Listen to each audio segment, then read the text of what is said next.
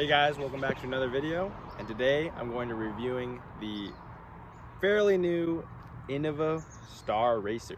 It's no surprise that Innova made this disc with the flight numbers being 12.6-12. It seems like the disc golf market is kind of transitioning to giving players that throw between 300 and 400 feet a disc that can fly relatively straight but still have a reliable finish at the end. In the 12-speed market, Discraft has made the Captain's Thrasher. You can see that MVP is also transitioned to recently started making the time lapse and dimension in fission plastic, so it's more usable, user-friendly for people, like I said, that throw 300 to 400 feet. And so I'm not sure if this disc is going to be similar to what other disc golf companies have been doing, but yeah. So a little bit about the Racer. It looks very normal at first, kind of like really pop-toppy, super domey, kind of has like a typical curve. But then if you flip it over, you see that there's this bead on the outer edge of the rim. Now, I've seen a lot of discs in my life, and I don't think I've ever seen one with a bead on the edge of the rim, on the outer edge of the rim, I should say. And so seems very unique comparative to everything else. Let me know if I'm missing a disc. I may be, but besides this rim, looks fairly normal. It feels like kind of like a destroyer. And speaking of the destroyer, that's kind of what I'm going to be comparing this disc to today. I have two destroyers here. One, I'm going to compare it to my straight destroyer to see if this is essentially a straight destroyer, and then I'll compare it to a more typical destroyer that flies overstable. And before I start throwing, I figured I might as well do a comparison between the Racer and the destroyer just off how they look. If you look at the top, they look nearly identical. I'm not gonna lie, this could be a destroyer top. It looks a slightly bit domier. Not sure if you can see.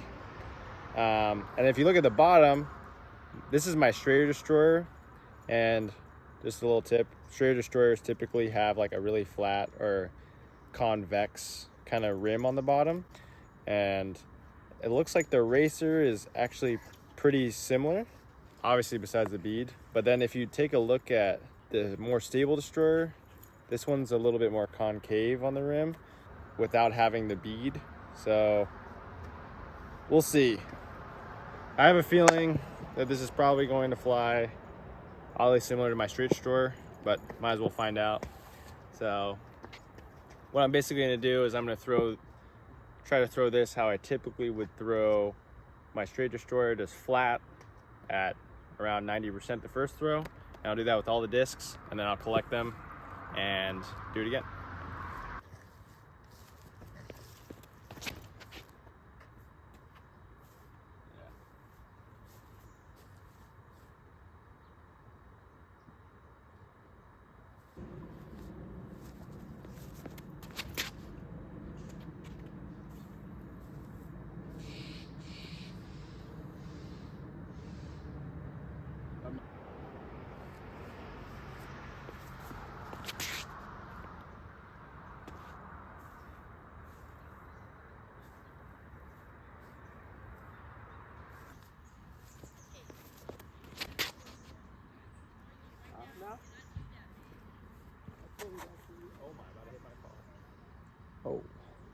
So after throwing all three, you can kind of see that my straight destroyer and the Racer fly really similar.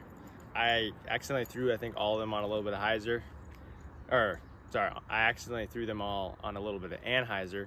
So you can see kind of like that the destroyer wanted to hold and then fade out. And it was kind of similar with the Racer. I think it might have wanted to hold the turn a little bit longer. And then when you compared it to like a regular destroyer, or this one might even be slightly more stable than a regular destroyer, that when you put it on anhyzer, it really just wants to dump and flex out. Doesn't really want to glide too far, doesn't really want to hold that turn. So then the next test I want to do is I want to throw it on a little bit of hyzer, kind of see if it flips up and turns, because I know for a fact my straight destroyer and stable destroyer, there's no chance of them really flipping up. Maybe my straight destroyer will if I put like a really good rip on it, nose down, or if it's into a little bit of headwind. But it's basically no wind right now, so we can kind of give it the test to see if this thing really has a little bit more glide than the Destroyer.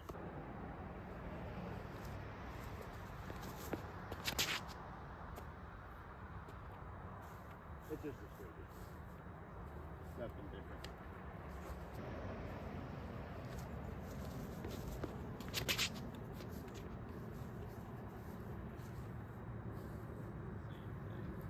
I mean, you're throwing well past it.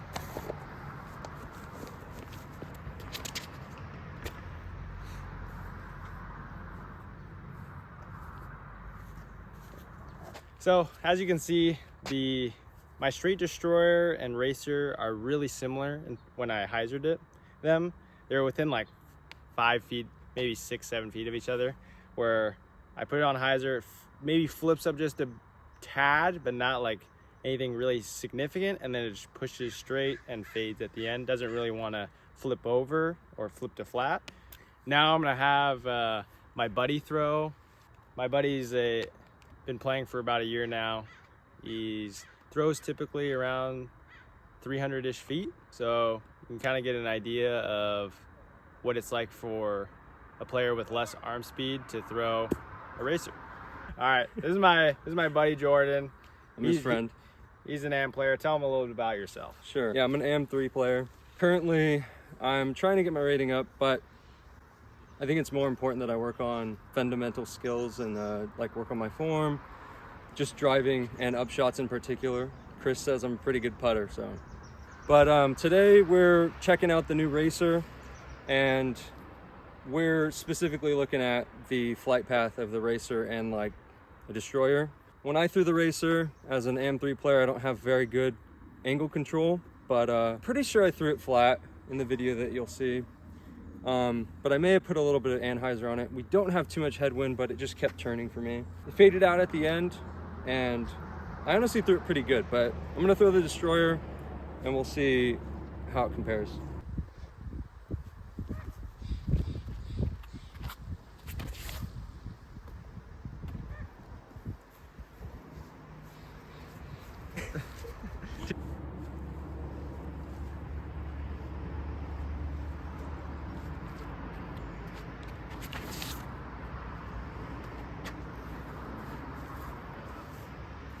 So yeah guys, that basically concludes our review of the new Innova Star Racer.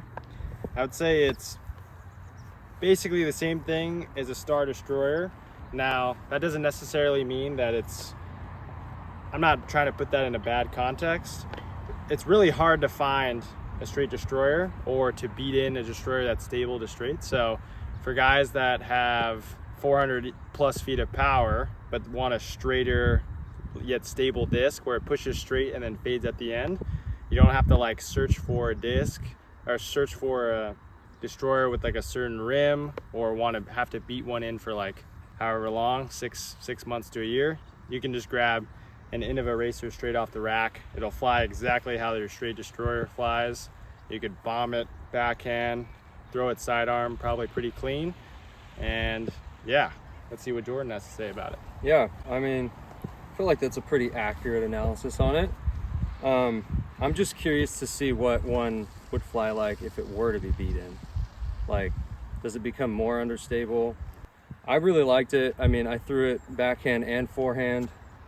Somehow my backhand and forehand distance are exactly the same, just about 300 feet. And it basically was the same line, but on reciprocal. And it's brand spanking new. So I really liked it. Yeah, definitely might bag it in the future. We'll see just how it comes down. But yeah, speaking of that, I have a bunch of Innova Racers, Halo Wraiths. I also got some Halo Firebirds, Halo Destroyers, some Gorgons in, and they'll be posted up tonight. And so if you liked how this Racer flew, you could check one out on my website, www.disczone.com. I'll put it down in the link below. But besides that, just wanted to thank Jordan again for coming out, testing it out. Happy to be here. And then thank you guys for watching this video. Obviously, it means a lot. Appreciate all the support. But I guess that's it for this review, and I'll see you guys in the next one.